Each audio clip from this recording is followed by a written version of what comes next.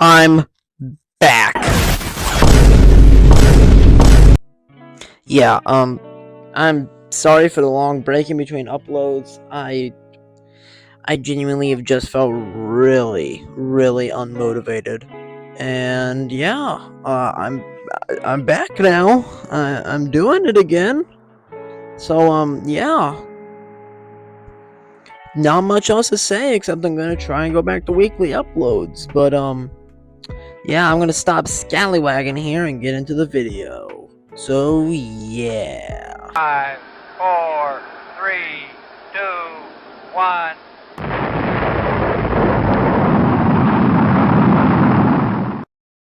Pantheon is a quadruple launch coaster that opened at Busch Gardens Williamsburg in 2022, after a nearly 2-year delay, and I just recently got to experience it for the very first time. And well, I was pleasantly surprised. Now, I was incredibly critical of Pantheon from the moment it was announced, and honestly, I was one of the few people who thought it looked mid. I mean, my nickname for the attraction was Midtheon, but I will go into how I was so wrong, and some parts I was correct about.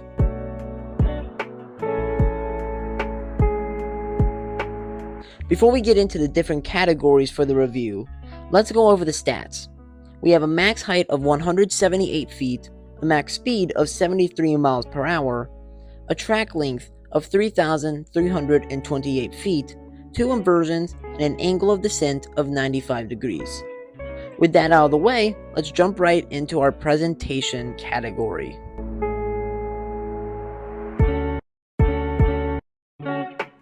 I'm just gonna be completely honest, this ride looks awful. Now, the ride itself looks fine, like the trains are nice and vibrant, the track itself is a nice color. The problem is the area surrounding the ride looks incredibly bare. Now, instead of explaining how it looks bare using words, I'll just show you. So if you want to know what coaster is on screen, look at the top right corner of your screen and just see for yourself.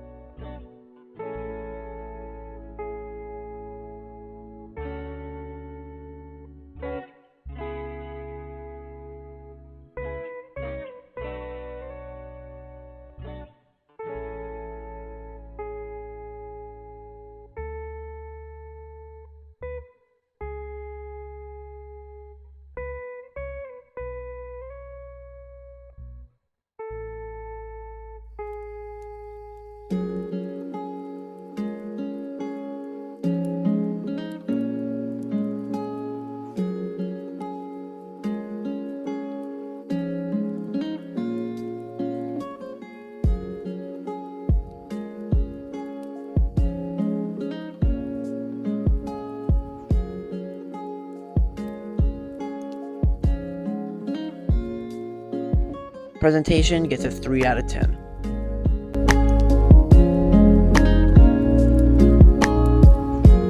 The queue line is literally nothing worth talking about because it's just a single path with tall wooden walls on each side. 1 out of 10.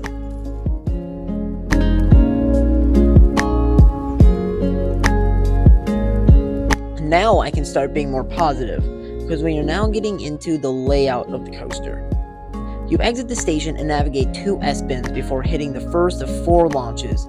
And being completely honest here, this is the most powerful launch in terms of the feeling of acceleration, although it is not the best launch on the ride.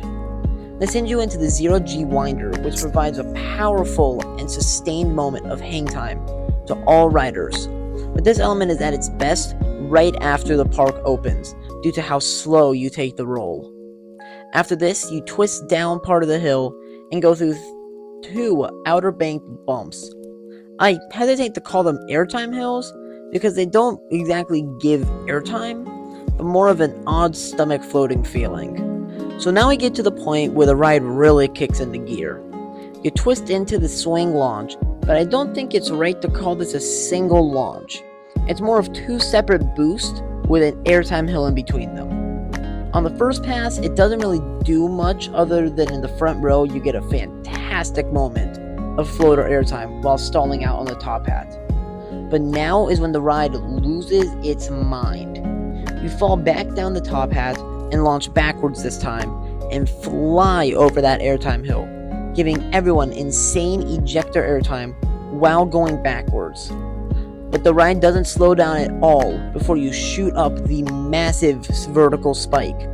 The spike itself is where the ride reaches its max height of 178 feet, while giving a sustained moment of strong floater airtime as you stare straight down at the ground below you.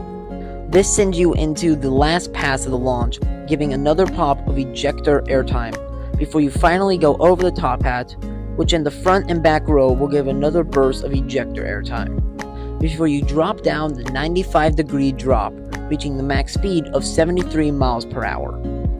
You curve low to the ground, pulling strong positive Gs, before you pull up into the fantastic Outer Bank turn, providing a weak but sustained moment of ejector airtime. Now this Outer Bank is much more graceful than its counterparts on rides like Steel Vengeance, Iron Gwazi, and Air Force One, but it is still a really good moment of outwards airtime. You drop out of the Outer Bank and go over this tiny little bump, which doesn't really do much in terms of force, but is a nice way to turn the train into the second and final inversion, the 0G stall. This was an element I was very curious about going in because I simply didn't know what it would feel like being hung upside down for that long. The airtime on this stall is very different from the hang time on Copperhead Strike, for example. On Copperhead, it feels as though you were falling out of the train, but being held up by just your legs. Whereas on Pantheon, it feels more like you're just floating through the air while upside down. The easiest way I can describe it is if you took a floater airtime hill and inverted it. But it was a fantastic moment nonetheless. Twisting out of the stall, you fly past the support, providing a terrifying head chopper, before you hit a rapid S-bend, giving everyone a quick burst of lateral force. This shoots you into the small but powerful wave turn that gives a good moment of sideways ejector airtime, before you slam to a stop on the final brake run. Overall, this is a very well-rounded and fun layout, but my one gripe is that it is a little short when compared to other rides of similar style. Although, the ride still feels like a complete experience, so for the layout's final score, I'm going to give it a 9 out of 10.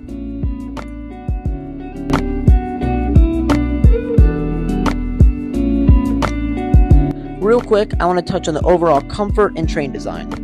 In terms of the overall smoothness, this is a perfectly smooth ride with no noticeable jolts or vibrations, and when combined with the very comfortable new generation Intamin trains, the ride is perfectly comfortable. The trains themselves are very open and sleek looking, with a nice overhead lap bar giving you tons of room for airtime, leaving you feeling very free. I will give comfort a score of 10 out of 10.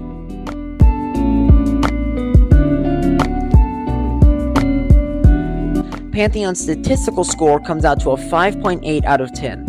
My personal score is a 9 out of 10. The things that really lets this coaster down is the presentation and queue line, but once you actually get on the coaster, it is a very fun and powerful ride, but I can't rate the overall experience any higher than a 9 because of the problems I talked about in this video. If you enjoyed this video, please click that like button, and if you want, it would mean the world to me if you subscribe to the channel. It's free, and you can always unsubscribe at any time. I'll see you in the next video, which will hopefully be out next week.